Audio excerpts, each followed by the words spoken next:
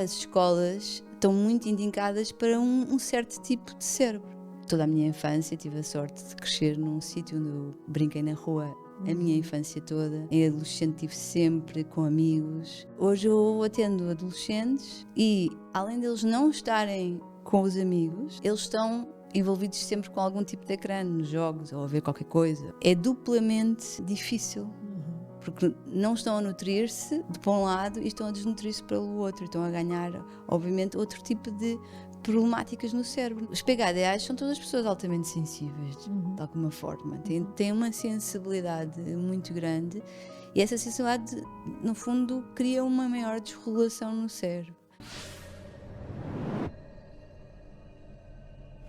Olá a todos, bem-vindos à nossa nave, novamente, mais uma viagem, mais uma semana e mais uma convidada que hoje eu sinto que nos vai trazer aqui um novo olhar, um olhar mais profundo sobre alguns dos temas. Vou passar a apresentá-la, é a Rita Águila, ela é psicóloga clínica e tem uma abordagem humanista e transpessoal, com a qual me identifico muito, essa parte humanista e transpessoal. E vamos ter hoje aqui uma conversa abordando vários temas como a PHDA, isto das neurodivergências, do autismo, das pessoas altamente sensíveis, que foi um episódio que vocês pediram muito, principalmente desde que tenho partilhado sobre a minha neurodivergência, os meus desafios, enfim.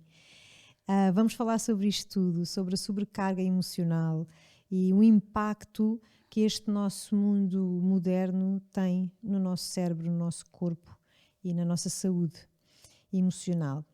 A Rita tem mais de 20 anos de experiência e tem construído um percurso profundamente ligado à compreensão do ser humano como um todo, integrando várias áreas, como a psicologia clínica, mas também as artes, a musicoterapia, a hipnose clínica, a psicotraumatologia e a terapia assistida por psicadélicos. É até minha professora no momento, numa formação incrível que está a acontecer, uma formação que se chama Introdução à Terapia Assistida por Psicadélicos na Faculdade de Medicina da Universidade de Lisboa. E eu que estou sempre a falar de mudança de paradigma, acho que a Rita faz claramente parte desse movimento, principalmente aqui em Portugal. Então, neste episódio, quero muito que tenhamos aqui uma conversa aberta, uma conversa humana e sem filtros, não sobre diagnósticos, mas sobre aquilo que tantas pessoas sentem diariamente. O cansaço, a hiperestimulação, a sensibilidade, a dificuldade em desligar, às vezes a própria falta de prazer. Vamos falar sobre pessoas. Bora? Obrigada, Rita, por teres aceito. Também. É um prazer ter-te aqui. Então, nós hoje aqui vamos falar um bocadinho sobre neurodivergências, mas vou cumprir aqui a minha promessa com a nossa comunidade que me pediu um episódio sobre pessoas altamente sensíveis. Então, dentro das neurodivergências, o que é uma pessoa com paz, com esta sensibilidade? Então, sendo uma condição que se nasce, no fundo, todas as neurodivergências estão a falar de cérebros. Aliás, eu até vou recuar já, não é? Para mim, todos os cérebros são neurodivergentes. Não é? Ou seja, não há cérebros iguais, tal como não há Pessoas iguais, não é? pessoas iguais e impressões digitais iguais. E os cérebros são, muitas vezes, tal como nos animais, não é? Nós conseguimos ver nas crias, logo ali, cérebros diferentes. Não é? Logo ali há o líder que aparece logo, há o mais pequenino que cresceu menos, está a mamar menos geneticamente, é mais pequeno, mas depois muitas vezes são os que são mais corajosos. E depois estes mamíferos, né, ao crescerem, né, não podiam ser todos com cérebros de chefes de matilha, porque senão a espécie não ia sobreviver. Então é muito bonito perceber que para a continuação das espécies, para existirem, só estamos a falar de mamíferos, para existirem espécies é preciso cérebros diferentes. Porque vamos ter papéis diferentes dentro de um grupo na natureza, não é? Uhum, Pronto. uhum. E o mesmo se trata com humanos, que somos mamíferos também. E, portanto, falar de cérebros neuronormativos e cérebros neurodivergentes, para mim, a mim não me faz sentido nenhum. São só cérebros que têm papéis diferentes, que vêm aqui fazer propósitos diferentes, vêm fazer coisas diferentes. Uhum. Então aprendem de maneira diferente, mas diferente uns dos outros, e não uma norma e há uma diferença. Porque se olharmos para todas as neurodivergências, somos todos. E existe esta normalização porque só temos mais ou menos um método de escola, só temos na nossa cultura, ela é muito normativa, não é? E isto é que normalizou os cérebros. Mas no fundo a estatística não é bem esta, depende das culturas. Se vivêssemos, lá está, se formos às tribos, né, que estão um bocadinho menos humanizadas, Sim.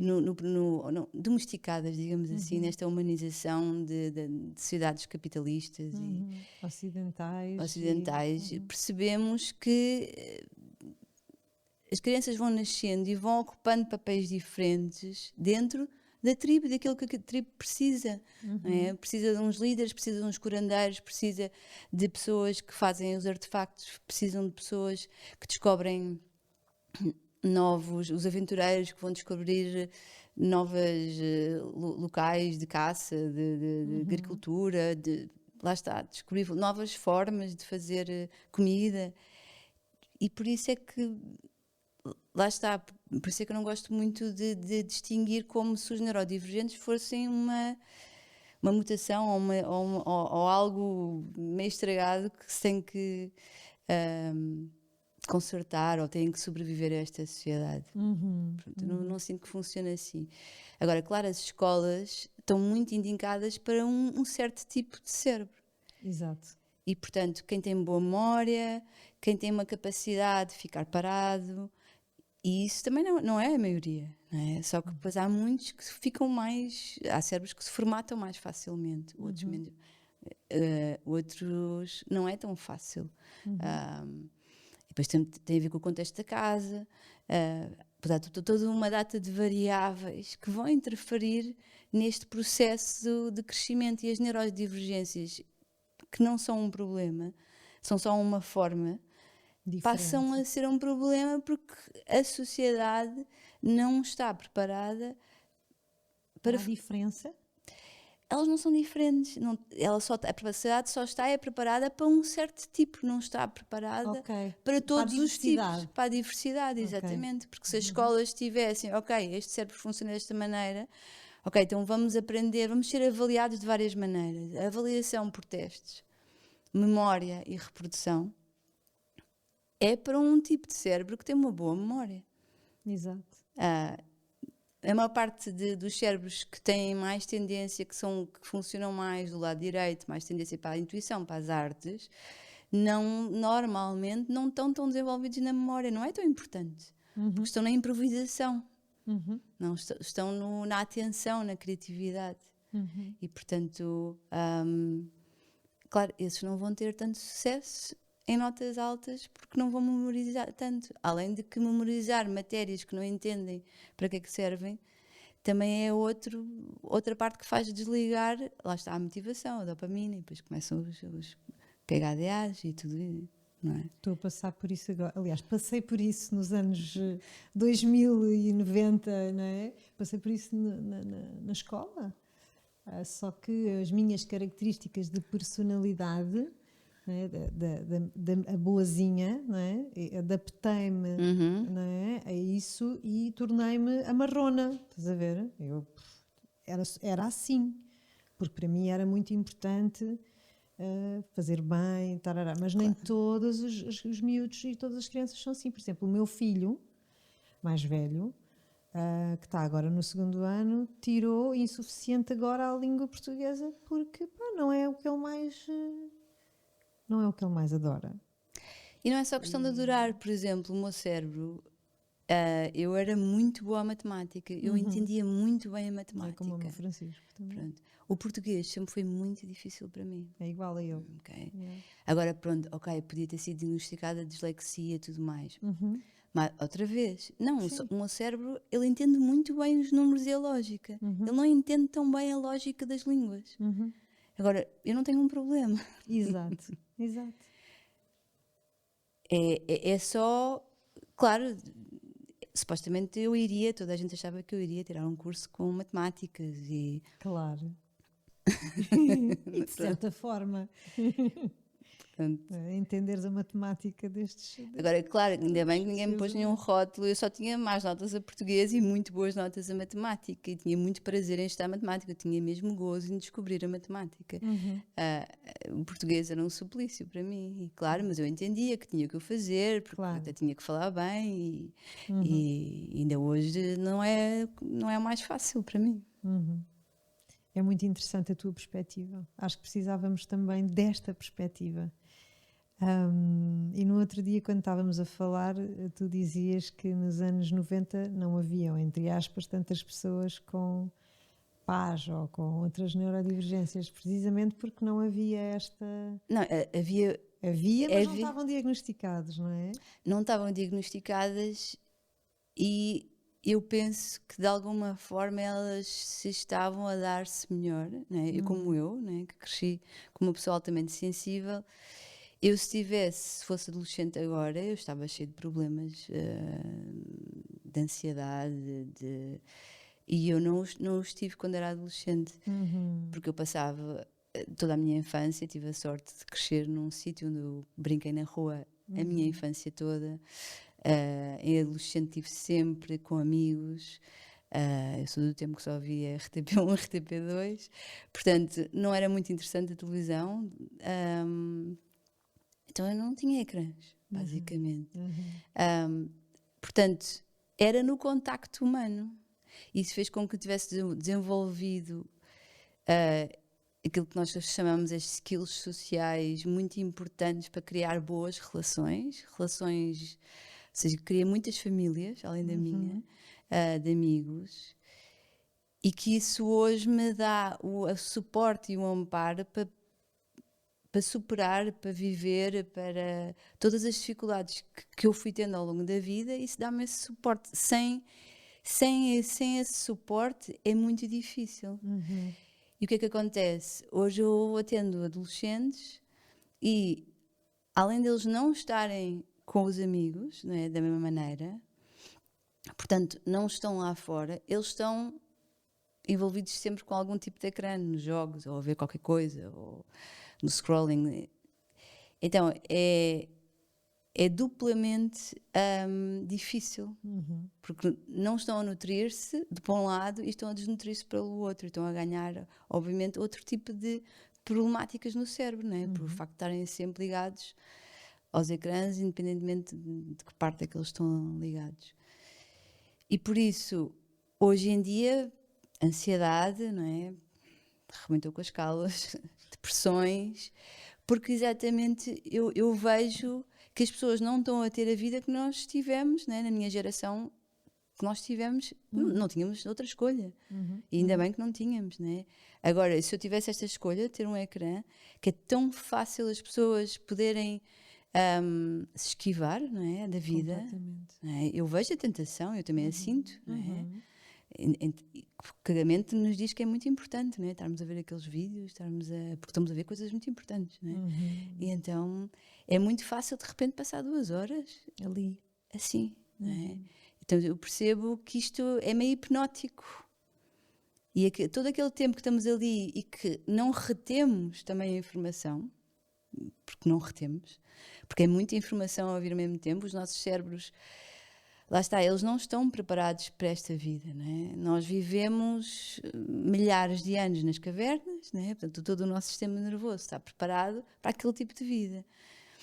Se tivermos uma linha do tempo deste tamanho, não é? Possivelmente este tempo todo tivemos nas cavernas, e este tempo Foi muito recente. Isto é muito recente na linha do tempo, portanto todo o nosso sistema ainda não se atualizou. Então este cérebro não pode estar constantemente em estímulos. não aguenta. E este tipo de estímulos com este tipo de luz, com este tipo de informação, ou seja, as pessoas estão muito desnutridas neuroquimicamente. As pessoas no geral. No geral, toda a gente. Eu sinto isto, não é? E é muito interessante tu teres trazido a tua própria experiência, não é? Como pessoa altamente sensível. O que é ser uma pessoa altamente sensível nos anos 80, 90 e agora, não é? Porque há uma diferença. Mas antes disso, ainda voltando à questão inicial, o que é que caracteriza uma pessoa altamente sensível? Pronto, são pessoas que têm é como a parte sensorial é muito mais, é como se fosse um radar muito mais potente. Ou seja, são pessoas que sensorialmente, e podemos falar dos 5 sentidos, eles estão muito mais apurados. E normalmente há um ou dois que ainda é mais apurado. No meu caso, o olfato é bastante apurado. Portanto, para mim passar naqueles aeroportos, agora são todos assim, e passar, sou obrigada, antes não era assim, mas agora somos obrigados a passar por aquelas lojas com aquele cheiro a perfumes tão intenso, eu literalmente inspiro, retenho a respiração, porque é insuportável para mim. É tão forte o cheiro como o som, não é? O som também pode ser muito avassalador, né? Quando há muitos sons, a pessoa não consegue se concentrar, né? Quando imagina o som de uma máquina de obras, a pessoa normalmente é muito difícil. Então, em termos dos sentidos, a pessoa sente muito mais. Normalmente também vem acompanhado com uma capacidade, como sente muito mais o campo, não é? O espaço, também sente muito mais o outro. Normalmente são pessoas que têm uma capacidade de empatia que nasce assim, já muito afinada, não é? E depois, dependendo da forma como cresceram, muitas vezes a empatia torna-se excessiva, a pessoa tem pouca pele, tem pouca proteção, e então está sempre a sentir o outro, e isso traz muitos problemas depois. E a pessoa começa a ter dificuldade de saber o que é que ela sente e quem é que ela é, não é? Porque está sempre diluída no ambiente onde está. Pronto. E isso são pessoas que ficam muito desgastadas. E ao longo do tempo, não é? Eu acompanho muitas pessoas da minha idade, não é? Então já estão assim há muito tempo, quer dizer, desde que nasceram, mas com esta intensidade. Já estão assim há muito tempo. Então todo o corpo já cronificou um estado de alerta constante, uma hiperestimulação. Sim. Tem um cérebro hiperestimulado, a neuroquímica em termos de cortisol, adrenalina, toda a neuroquímica que compõe o stress está constantemente lá. E depois começam a acontecer os problemas que vêm daí. Claro. E psicossomáticos, não é? Isso Todos, sim, são psicossomáticos, mas muito somáticos. Ou seja, depois pode criar outro tipo de questões, como a Bárbara Mateia está sempre a falar, das doenças autoimunes, sobretudo em mulheres. Exatamente porque a mulher tem muito mais, né? Ela é criada para cuidar, para estar mais atenta ao outro, né? O homem para providenciar. Estamos a falar nas sociedades mais antigas, mas que ainda temos esta cultura um pouco assim, é um não pouco a nossa biologia também, a nossa sim, natureza. do maternar, as mulheres maternas, Sim, não é? sim, Cuidam, não é? De filhos, de espaços, de casas.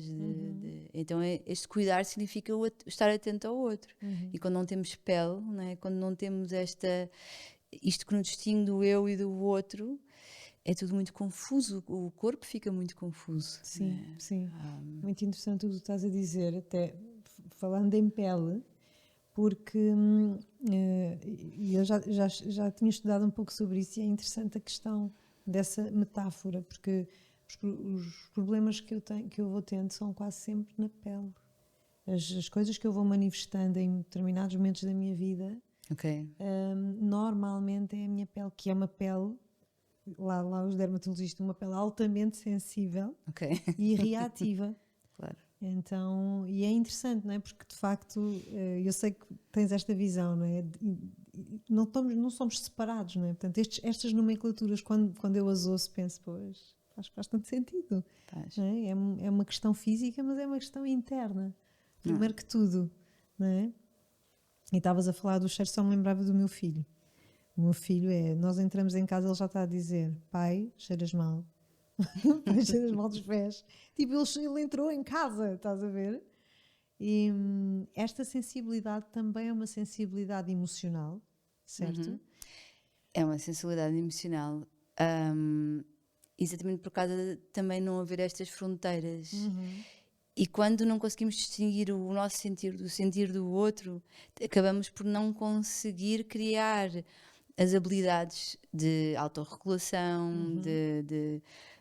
que vamos criando, não é? À medida que vamos aumentando a nossa tolerância à frustração, a nossa resiliência emocional.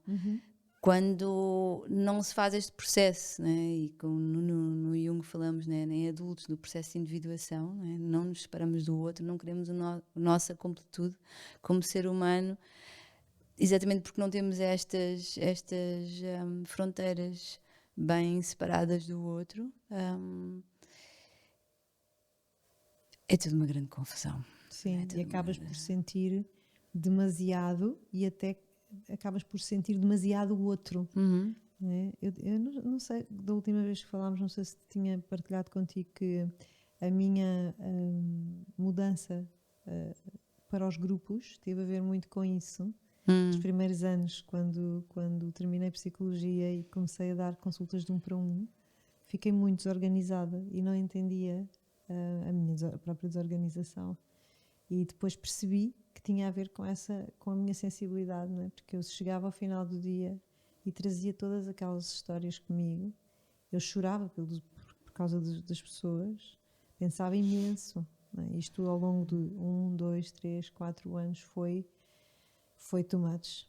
E na altura eu decidi que não estava pronta e fui-me envolvendo no trabalho terapêutico de grupo onde estou muito mais de alguma forma protegida, não é? Na minha prática, não é? Onde me sinto parte, mas daquele organismo vivo, mas não há uma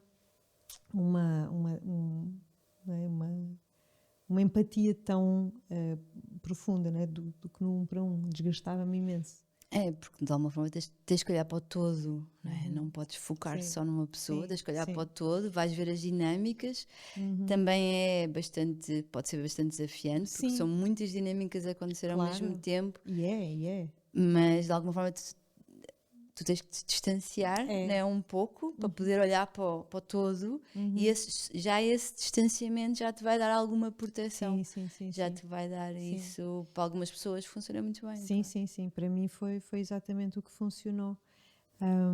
Mas ainda voltando aqui às neurodivergências, é possível que uma pessoa altamente sensível também seja PHDA ou também seja autista? Ou como é que estas formas diferentes de estar, de ser, porque às vezes são linhas muito ténues, não é? São, e às vezes nem há linhas, não é? Porque sendo, lá está, nós temos a necessidade de colocar as coisas para as compreendermos melhor em caixas, não é? Pronto. E o cérebro, de alguma forma, é tão complexo que é impossível meter caixas, tanques sobre cada patologia. No fundo, nós temos tudo, não é? E temos o potencial para tudo, não é? Aqui é perceber o que é que está mais ativo. Exato. De alguma forma. E por isso, aqui também eu ia adicionar também essa equação, não é? O stress pós-traumático. Então, temos uma pessoa que nasce com um cérebro sensível, não é? Uma capacidade de se conectar com o mundo muito grande. Um caso típico de uma pessoa altamente sensível é uma pessoa que sente muito os animais, não é? Pronto. A nossa sociedade nem sempre trata bem os animais, não é? De várias maneiras. E, portanto, se não tem, lá está, se não cria esta pele, não é? Está sempre a sentir o sofrimento dos animais, tanto aqueles que possa, não é? Que possa ver e testemunhar, como em casa, como, imagino, não é? Pessoas que moram em aldeias e veem cães constantemente presos, ou os ouvem. Ou, não é? Há alguém que se conecta com a indústria da carne, não é? E percebe, não é? Que afinal a vaca mimosa não é bem aquela que está nos pacotes do leite, não é? E portanto estas crianças criam obviamente muito stress desde muito cedo, não é? E portanto não conseguem se regular, não conseguem de certa forma relacionar-se com o mundo de uma forma saudável. Como é que o seu organismo vai ativar uma data de sistemas de defesa, não é? Desligando umas partes, ligando outras partes. O corpo é incrível, é muito sábio. Portanto, e aí há muitas destas crianças, não é que elas passam a ser PHDA, não é? Eu acho é que o cérebro é assim que vai se manifestar, não é? Se calhar é mais uma estratégia de passa a ser uma estratégia de sobrevivência. A dissociação às vezes em certas alturas. A dissociação, mas também esta desregulação dopaminérgica que existe no PHDA. Lá está, se vivêssemos numa sociedade que soubesse exatamente acolher, imagina, um cérebro de uma pessoa que nasce com PHDA, se a sociedade soubesse exatamente o que lhe dá neste crescimento, esta pessoa, lá está, não tinha um problema. Exato, não era um problema. Ou seja, o problema de todo o circuito dopaminérgico agrava-se exatamente porque esta criança está sempre em disfuncionalidade, porque não está no sítio certo. O sítio é que não é certo para ela não tem um problema. Os sítios onde ela está têm um problema, não é? E claro, depois começa-se a agravar cada vez mais, e os rótulos, e todo o efeito Pigmalião que existe, não é? Claro. De todos os rótulos que as crianças são tidas. E lá está, uma criança tem muita energia no corpo. Estar numa escola onde tem que estar sentada o dia todo, eu acho que não faz sentido nenhuma, quer dizer, crianças, e muitas vezes já estão a fazer isto no pré-escolar. Antigamente não se via crianças sentadas à mesa quase em pré-escolar, a não ser naqueles momentos em que elas escolhiam fazer um ato criativo, não é? Mas há pessoas que já estão a aplicar, quer dizer, existem pessoas a aplicar fichas em pré-escolar, não é? Portanto, significa já puxar uma parte cognitiva que as crianças ainda nem sequer estão aí, Claro. não é? Portanto, imagina... Nem são elas a pedir. Não é uma coisa orgânica, não é? É uma coisa que está, no fundo, fermentada no nosso sistema, que acho que nem se percebe muito bem qual é a lógica disso, não é? Acreditando-se que sim, que elas com estimulação mais precoce poderão ficar mais inteligentes. Eu acho que é um bocadinho o esquema da sociedade capitalista, não é? É um pouco isso, claro. Produtividade, não é? Sucesso, aquela ideia que todos comprámos um dia, não é? Claro que sim. Tens que chegar não sei onde depois. E portanto, claro, os PHDAs são todas pessoas altamente sensíveis, de alguma forma. Têm uma sensibilidade muito grande, e essa sensibilidade, no fundo, cria uma maior desregulação no cérebro. Outras pessoas altamente sensíveis criam uma resiliência enorme, mas muitas vezes à custa de dissociação também. Não é? E depois temos a questão do stress pós-traumático, não é? Porque lá está, viver com uma independentemente se nasceu com uma neurodivergência de PHDA, PAS ou autismo, seja tanto no espectro, o facto de viver com uma família que muitas vezes não sabe como acolher, tem muito amor, mas muitas vezes não sabe o que fazer, qual é a forma mais adequada, porque não foi ensinada, ou seja, não aprendeu por ela própria, porque possivelmente é uma condição que eles não conhecem pessoalmente, né? E portanto não tem esses exemplos, não tem os exemplos da sociedade, né? Ali, né? Para poder, portanto estão ali a tentar perceber o que é melhor. Muitas vezes não fazem as coisas que estas crianças necessitam. Portanto, as crianças em casa não estão a ter aquilo que precisam. O que é que estas crianças necessitam? Estas crianças, por exemplo, necessitam de brincar, não é? Precisam de espaço, precisam de poder. É esta combinação entre o poder exteriorizar, o poder ser autênticas, não é? Ah, e como o Gabor Maté está sempre a dizer, né? A autenticidade O trauma e a autenticidade, não é? Claro, as duas grandes necessidades do ser humano no desenvolvimento, não é? A autenticidade e a pertença. Não é? E a maior parte das crianças, claro, vai fazer isso. Não pode ser autênticas para pertencer, não vão ser autênticas para pertencer. Claro. E, portanto, E aí começa a história da nossa vida. Aí começam os problemas, claro, não é? Porque perderam a sua autenticidade. E portanto, agora perdi-me. Cérebro neurodivergente. Com hormonas. Ainda podemos agravar esta parte. Pois não é? podemos, nem me fales nada. Podemos agravar, porque exatamente cérebros neurodivergentes que tiveram em esforço, de mulheres e homens também, mas de uma forma diferente, mas que tiveram em esforço a vida toda, chegam aqui à perimenopausa e tudo aquilo que elas foram encontrando de mecanismos de defesa, mecanismos de poder, de viver a vida, literalmente a vida tira o tapete debaixo dos pés. É onde eu estou, aliás, há bocado cumprimentei-te assim, a dizer tipo, e agora não dá. Não é? Portanto, e aqui entra ainda mais confusão, porque tudo aquilo que não corria bem, mas que de alguma forma foi colmatado com estratégias, mas não com autenticidade, mas com estratégias de sobrevivência, aqui as mulheres são confrontadas que já não vão funcionar da mesma maneira. E, portanto, acontecem grandes crises. O que não são, elas não são propriamente, não são para nos destruir. Elas obrigam-nos a uma nova construção e obrigam-nos a ir procurar a nossa autenticidade, obrigam-nos a ir arrumar a nossa casa. Não é? A não ser que, quer dizer, obrigam-nos se quisermos, não é?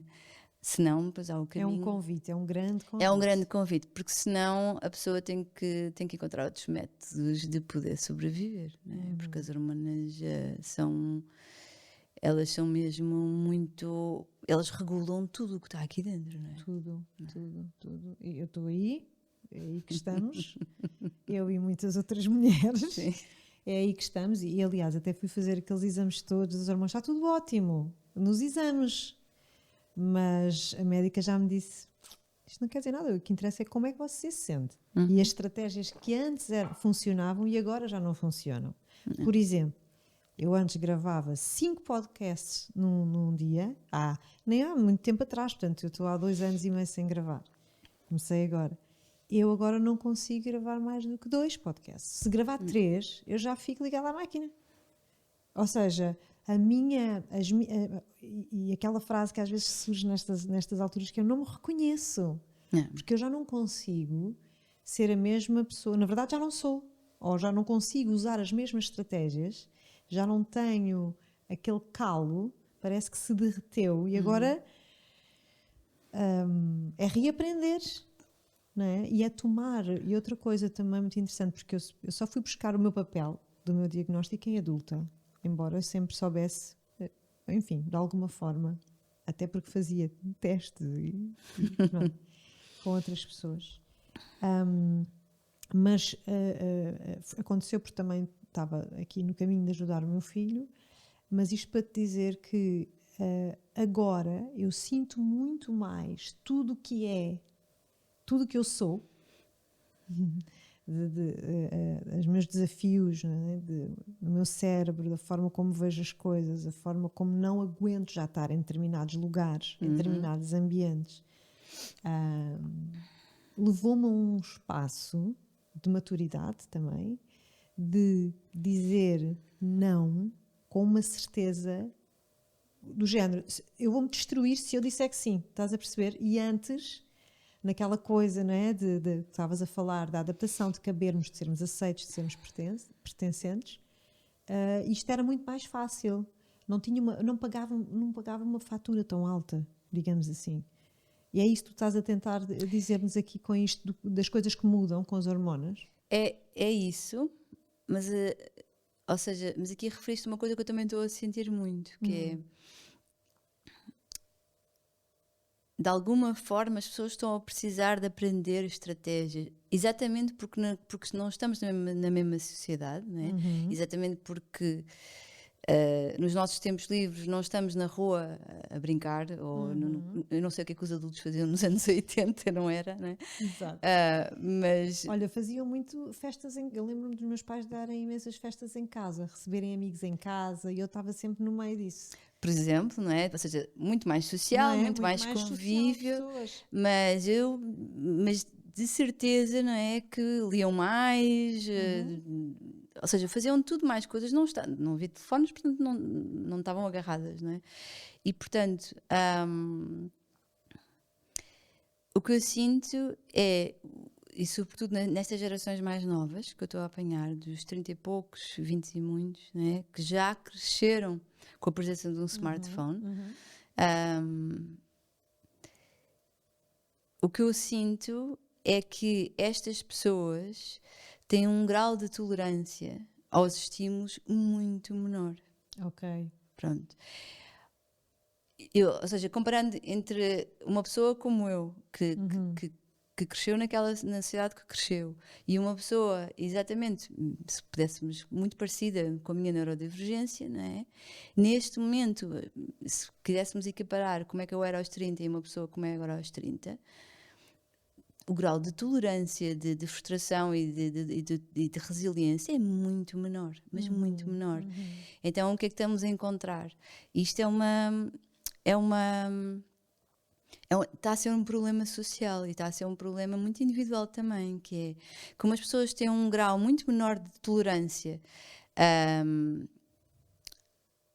a fazerem coisas no dia a dia, ou seja, a irem fazer programas com os seus amigos, ou seja, depois de trabalhar não ir para casa, não é? Ou seja, poderem terem tempos livres muito mais ricos. As pessoas não estão a fazer, não estão a vincular tanto. Okay. E portanto, o que eu sinto, isto é um problema que ele caminha junto, que é as pessoas estão a sentir-se muito mais sozinhas, porque ninguém vincula com o telefone na mão, não é? Claro. É um vínculo, eu nem chamaria de vínculo, é uma forma de estar em contacto, mas é um contacto, não é um sim, vínculo. não é um vínculo, não é um vínculo, não quer dizer que não aconteça, há sempre exceções à regra, mas por regra não é um vínculo. Então, o que é que está a acontecer nestas gerações? Estão muito menos vinculadas, então estão muito mais sozinhas, então toda a problemática é tudo muito mais avassalador, ou seja, estão muito menos tolerantes. Exatamente por aquilo que eu dizia, que é, em vez de elas não estão a criar vínculos, não estão a criar esse sentimento de pertença, muitas não pertencem a nenhum grupo social, e portanto não estão a fortalecer o coração, digamos assim, não estão a fortalecer a sensação de identidade, a sensação de pessoa, a sensação de serem úteis ao outro, de serem precisos, todas essas questões que são tão importantes para a nossa nutrição da alma, não é? Para a nossa sobrevivência, eu diria, não é? Que o ser humano... Mais do que sobrevivência, para a nossa... Para podermos viver e não sobreviver. Não é? Então, o que é que eu sinto agora? Está tudo em sobrevivência.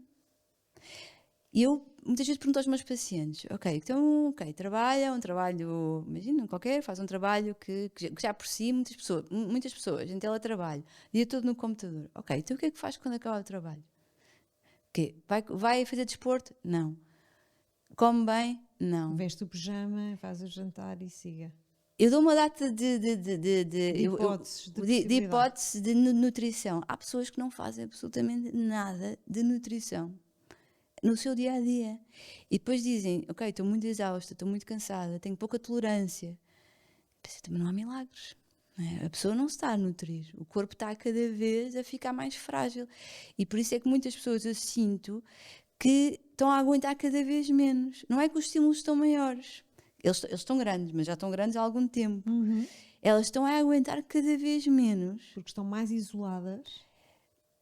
Exatamente, estão-se a nutrir menos.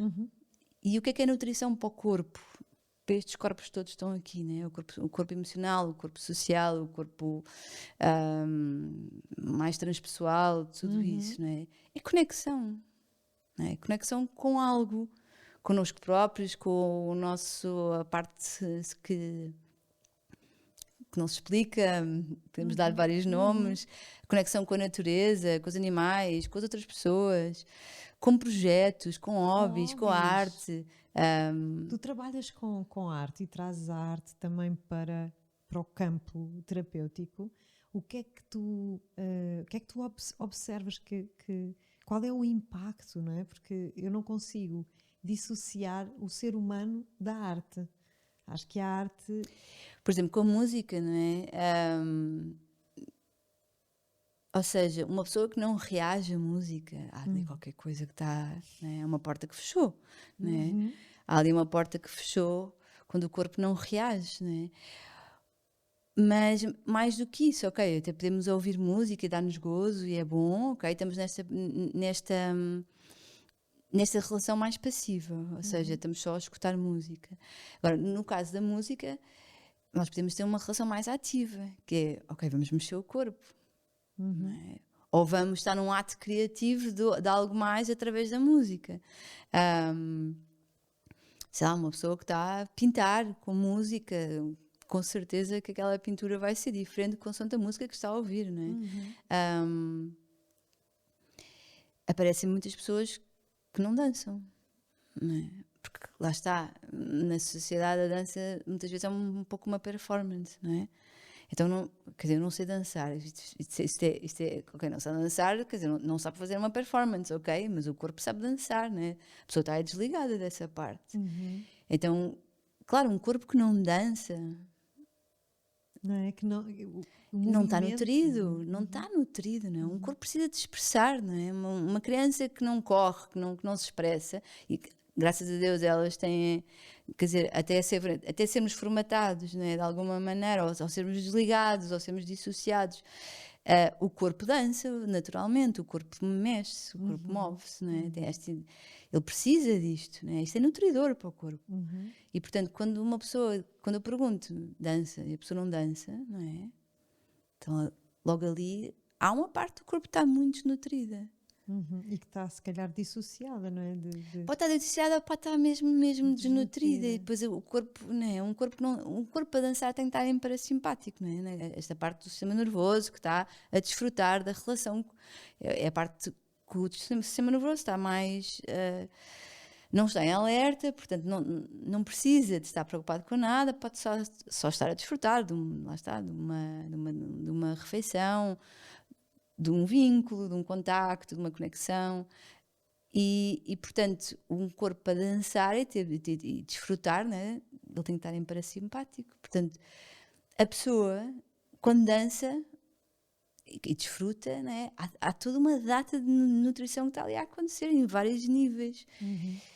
E isso é extremamente regulador e é extremamente saudável, não é? Traz-nos saúde mental. Claro, e depois a pessoa diz-me, eu estou constantemente ansiosa. Depois não, então, ok, o que é que faz com o corpo nutridor, né? De poder descarregar toda a maneira, teve o dia todo em frente ao computador. O que é que a pessoa faz, né? Para poder movimentar aquela energia que esteve tão estagnada, que está dentro do corpo, toda a parte, né, hormonal, toda a parte, tudo o que está ali, né? Que não, ou que não foi acordado, porque já está tão adormecido, ou que está muito condicionado, porque a pessoa teve que estar o dia todo ali, né? E se a pessoa não faz desporto, não vai correr, e que não é a questão de fazer desporto para ter um certo corpo, o desporto só resulta na saúde mental se a pessoa tiver gozo a fazer desporto também. Prazer, não é? Prazer, claro, tem que encontrar uma tema. forma.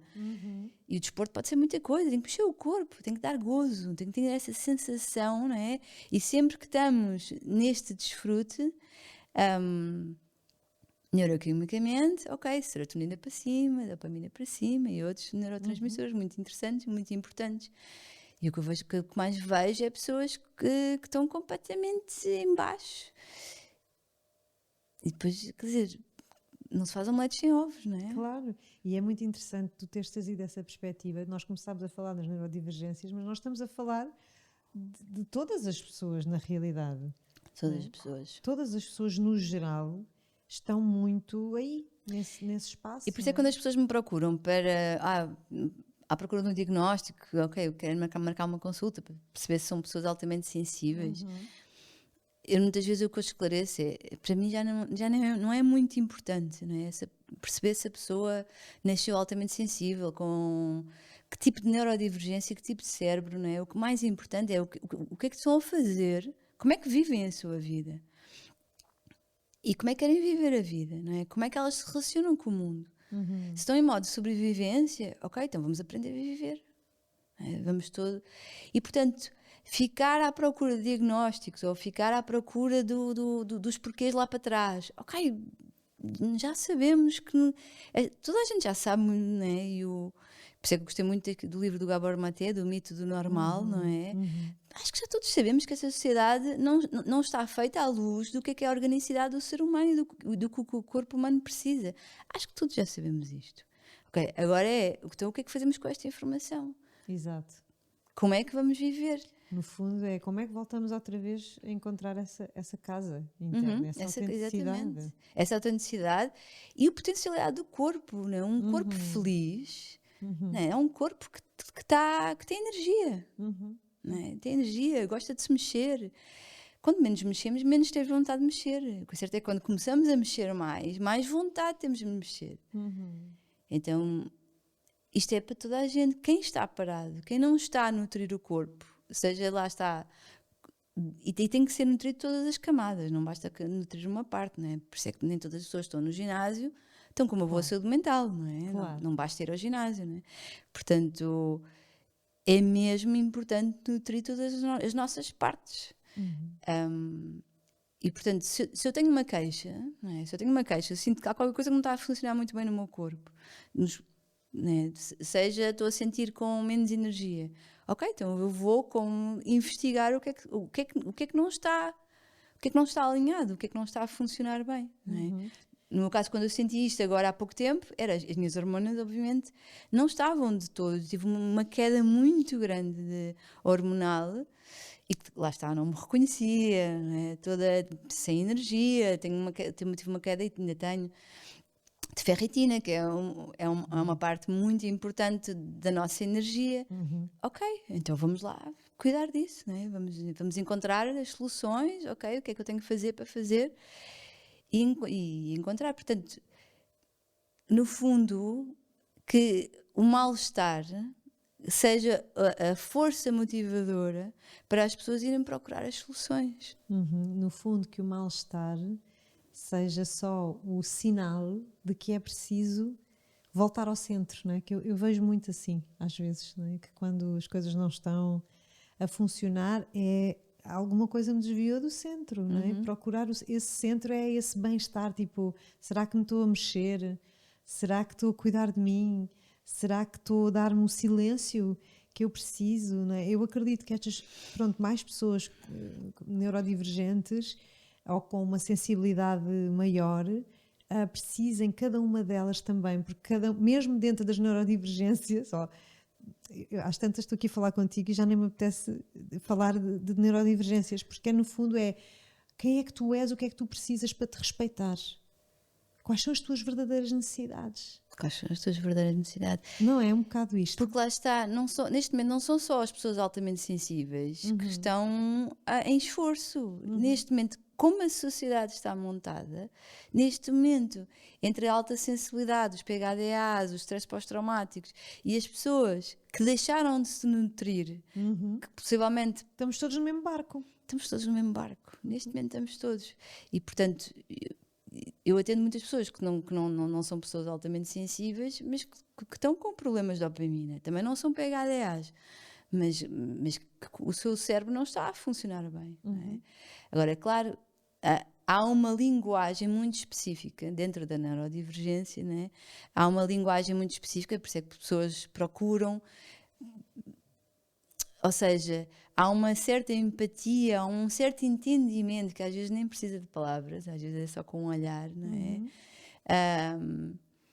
Que é muito importante para as pessoas com qualquer neurodivergência, exatamente porque como a sociedade as fez sentir como uma minoria, ou como são pessoas que estiveram sempre a crescer, e eu também senti isto, questões de pertença. Sempre.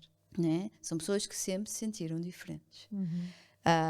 Eu, por exemplo, encontro muitos homens, eu tenho sempre muito este relato de homens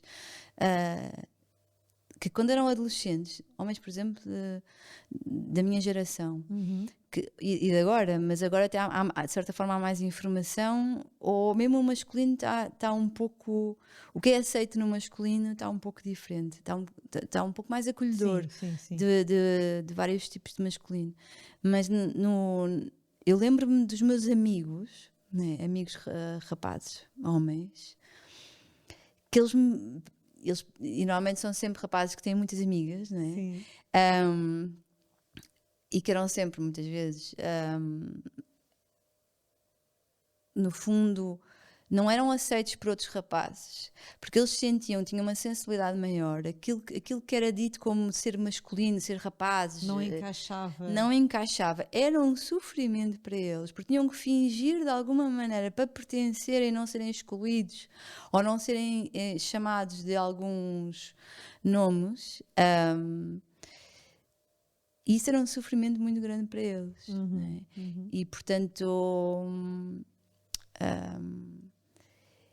claro que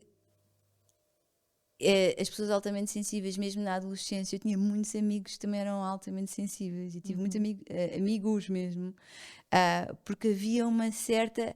Nós estávamos à procura deste Reconheciam-se. reconhecimento e esta empatia de eu sei o que é que tu estás a passar. E isso era muito importante quando toda a sociedade nos dizia que éramos diferentes ou que não funcionávamos bem. Ou que éramos Os esquisitos, os estranhos. os estranhos, ou os demasiado sensíveis, ou, né, não como um elogio, né? Desregulados, né? Tanta coisa. E, portanto, que tão importante. Sim. E eu hoje ainda sinto isso com o meu filho, né? O meu filho Francisco, porque a sensibilidade dele é grande e ele às vezes vê uma coisa a acontecer, sei lá, com um animal ou assim na rua e desata a chorar e fica desesperado. E pronto, e na escola às vezes também acontece, só que eu tenho a sorte, ou ele tem, eu não sei se isto deveria ser uma sorte, de estar num bocadinho ali numa bolha, né? Num grupo que já estão juntos desde a pré-escola e são super amigos e se protegem uns aos outros. Estas bolhas são muito importantes, exatamente para que a criança, quando cresce, eu também tive a sorte dos meus pais me terem colocado numa escola que era do ensino moderno, que era uma escola, no meu tempo, era das poucas escolas mais alternativas, portanto, o ensino era dado também muito pela atenção à arte, e, portanto, isso fortaleceu-me muito. O que eu sinto é que crianças que estão num ensino mais regular, eu depois no 5º ano estive fui para uma escola regular e eu sei o que sofri. Eu aí senti-me um extraterrestre. Até lá nunca me tinha sentido.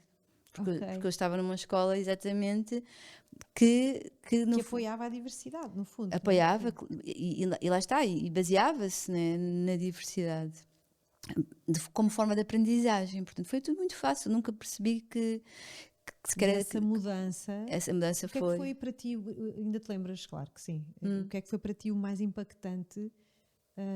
Porque eu sei que estão aqui muitos pais que se calhar passaram por isso e agora este têm os filhos. automatismo, eu lembro-me da minha primeira semana na escola, naquela altura era o 1º ano do ciclo preparatório, né?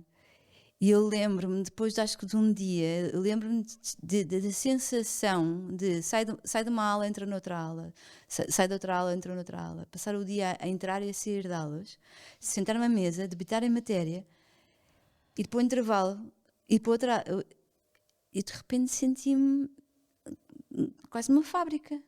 Não é? E aquilo não me fez sentido nenhum.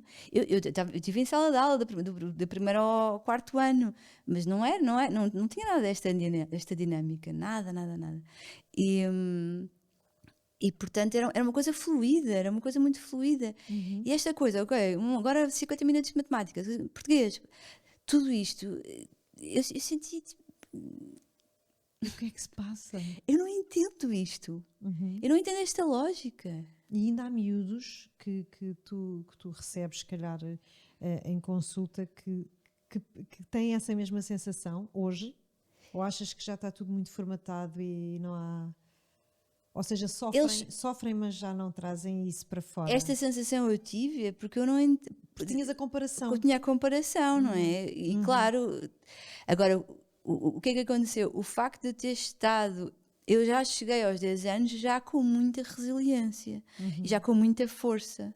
E, portanto, eu depois tive sempre... Eu adaptei-me, não é? O meu sentir... não, ou seja, eu adaptei as minhas habilidades.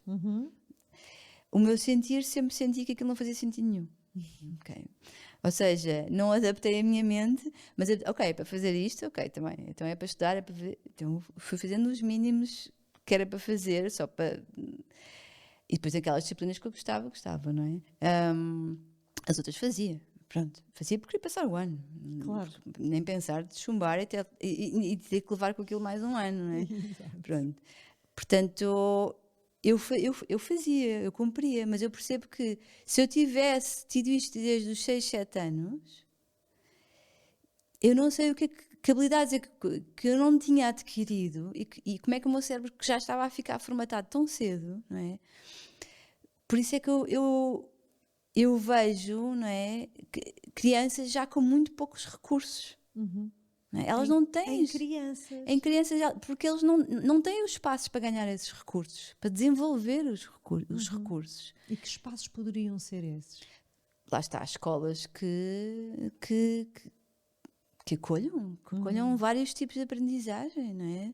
Temos algumas, muitas, engraçado, não é? Muitos professores também que são mais sensíveis, e temos muitos professores mais sensíveis em escolas regulares do ensino público, que eles tentam.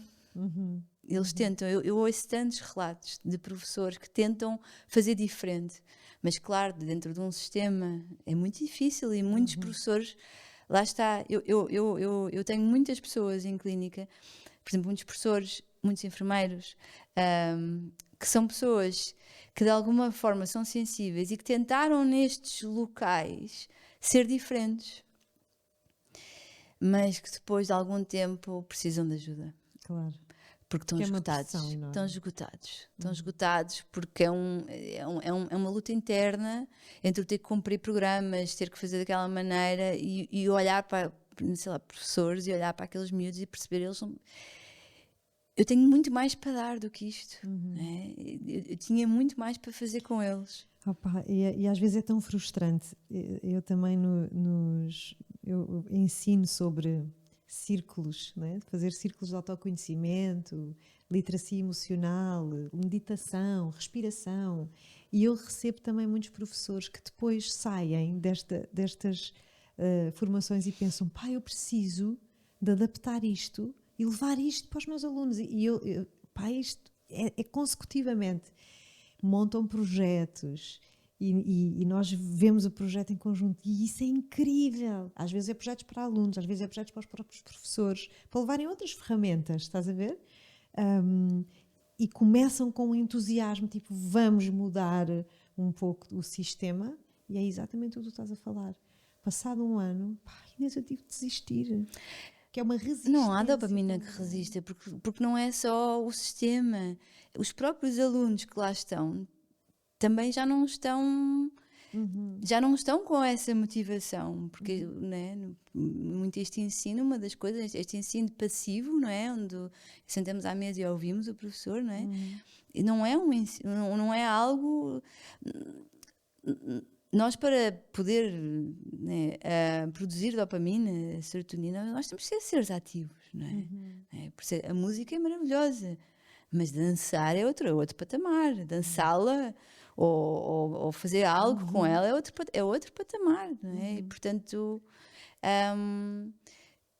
é um sistema que realmente o sistema como está não é incentivador de dopamina nem de serotonina nem para ninguém, nem para os professores, nem para os alunos, ou nem para... mesmo os próprios enfermeiros, né, que gostavam de estar com os doentes de outra maneira e é difícil, muitos médicos também. Aliás, também são populações, não é? E profissões que estão em burnout funcional, qualquer uma, não é? Pois, por isso é que nós temos esta palavra que neste momento está na boca de toda a gente, né? O burnout, né? Está tudo em burnout, porque não... Lá está, a profissão por si só já não está a gerar este sentimento de realização pessoal, de sentimento de estar a fazer algo, não é? De estar a impactar a sua vida e a vida do outro, por norma, e depois no seu tempo livre também já não estão a fazer propriamente, não é? E por isso é que tem que haver uma mudança muito grande mesmo de raiz, é estrutural, não é? É uma mudança de paradigma. mas e não vamos estar à espera que as sociedades mudem agora, temos que mudar, né, de dentro, né? E uma das coisas que eu trabalho muito com as pessoas é pedir para fazerem pequenas mudanças todos os dias. Então, de alguma maneira, poderem implementar a pouco e pouco. O ideal é fazer passos do tamanho da sua perna, não é? E muitas vezes as pernas estão muito curtinhas, não é?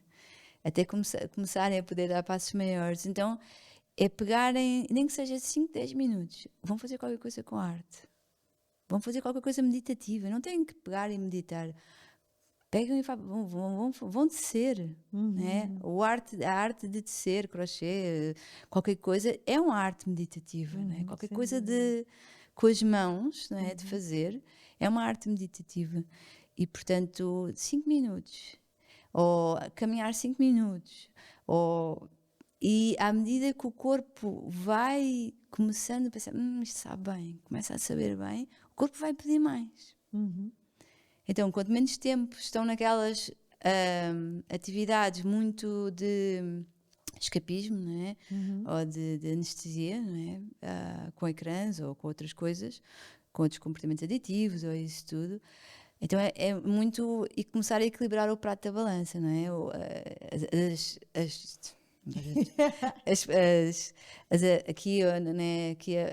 As atividades nutridoras e aquelas muito de escapismo. Não, ok, as de escapismo e as nutridoras. Ok. As que te fazem bem. O que é que tu fazes no teu tempo, não é? Ok, uma parte do meu tempo estou nestas atividades, né? A balança está muito, não é? E à medida que vais pondo mais tempo aqui, né? Isto vai começando. E até que ela muda. Então, parece tão simples, não é? Ela é simples, mas não é fácil. É isso. Porque um corpo que está já com muita escassez de dopamina e já está muito cronificado e muito viciado em sensações desconfortáveis, a pessoa tem muita dificuldade em começar, depois tem que ser disciplinado, depois é bombardeado no Instagram com estas coisas todas. Que é mais performance, não é? E mais rigidez, não é? É mais rigidez, é mais performance, sim, claro. Então é difícil, não é fácil. Agora, não é fácil. Tens de criar, no fundo, sobretudo se os objetivos, lá está, se os objetivos são maiores que a perna, a pessoa não consegue. Ok, faz uma semana e depois cai, não é? Pronto. Então é este crescimento que é muito orgânico, ok? 5 minutos, amanhã já é 10. E a pouco o corpo vai pedindo. Então começar é só ir buscar o ir pedindo, não é? Mesmo na atividade física. Ok, muitas pessoas, eu vou fazer atividade física, mas vou ouvir um podcast. Não. Se vão fazer atividade física, estejam presentes na atividade física. Quanto muito, ouçam uma música que incremente. Não é? Por exemplo, na musicoterapia eu tenho muito esta coisa, não é? De, usem a música, por exemplo, para movimentar o corpo, que é esta estratégia, não é? Em reabilitação, isso tudo. Mas, estão no ginásio, estão na passadeira. Então encontrem uma música que tenha exatamente a batida dos passos que vocês querem dar. E o corpo entra num flow com a música. E a passadeira não nos impede de estar sempre no mesmo ritmo. E a música tem sempre o mesmo ritmo. Então, de repente, a pessoa está a ouvir aquela música e o corpo entra num estado que já não é bem só estou ali a mexer o músculo em esforço. E a tentar escapar-me com um podcast e a tentar... Não, porque a pessoa não está inteira ali, né? Já está a tentar ouvir qualquer coisa e está no mental. Então, exatamente para aqueles 10 minutos na passadeira serem mesmo muito nutridores, a pessoa tem que estar presente. E a presença é, façam o que tiverem que fazer, né? Para estar presente. Presente é mesmo sentir todos os músculos a mexer, sentir a respiração a subir, sentir tudo o que traz. Se a música for boa e se nós gostarmos do que é que traz ao nosso coração, de repente os olhos brilham, de repente vem um sorriso, e a pessoa já está num estado de flow, como se chama, não é? E aquilo já não é um esforço.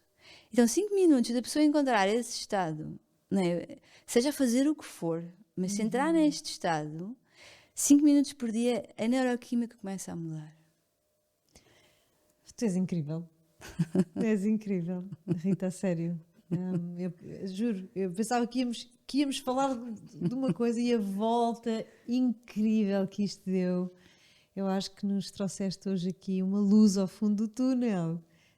Para todos, na verdade, para todos, né? De voltarmos a viver conectados.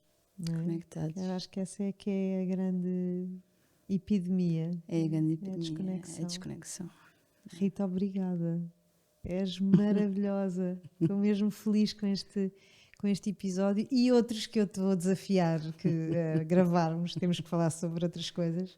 Mas sinto sinceramente e queria-te dizer que eu uso muito esta expressão, é preciso, há uma coisa que eu sinto dentro de mim que é preciso mudar o paradigma, que é uma coisa, não é? O paradigma é uma coisa, parece uma coisa grande, e hoje ao ouvir-te vou com essa minha chama ainda mais acesa, porque é muito isto, né? De nós nos irmos inspirando uns aos outros e mudando o nosso paradigma interno, né? Mudando a nossa vida, passinho a passinho, pouco a pouco, porque às vezes há muito essa coisa de ou tudo ou nada. Né? Então, muito obrigada por este novo caminho neural que se abriu com a nossa partilha, com a tua partilha. Obrigada. Obrigada. Mesmo. Obrigada. Mais nada a dizer. Espero que mandem este episódio para todas as pessoas que vocês conhecerem. Porque realmente vale mesmo muito a pena ouvir esta mensagem. Eu acho que foi assim uma mensagem muito certeira para todos nós, nos tempos de hoje, e que ela chegue realmente onde tem que chegar. Estou aqui super entusiasmada e nutrida, depois de ouvir e de conversar com a Rita, e calculo que vocês aí também. Para a semana cá estaremos para viajarmos mais um pouco. Até já!